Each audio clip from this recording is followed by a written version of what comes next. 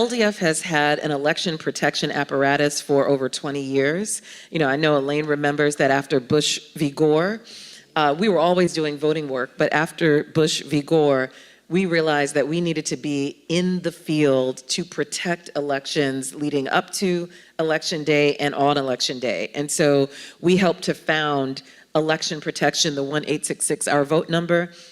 LDF was one of the founding members of that coalition. And we have since evolved our election protection work to include much, much more.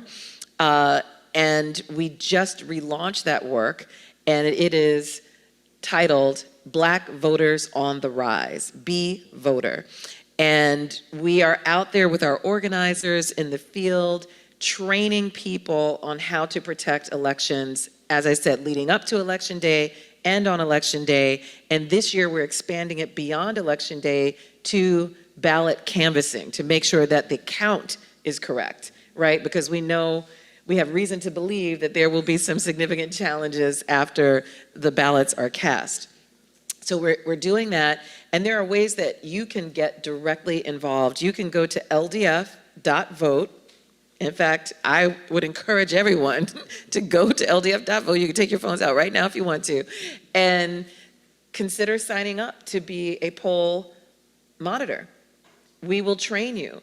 In addition, one other thing we did this week, the team just emailed me and said, we just got off the phone training 300 AKAs, right? We did a training with organizations from the Divine Nine last week, some of the leaders there. We're going to an Omega conference, I think it's this week, to work with the frat brothers there. So we are trying to build an army of people who will help protect this election and therefore this democracy. I encourage all of you to think about voting early.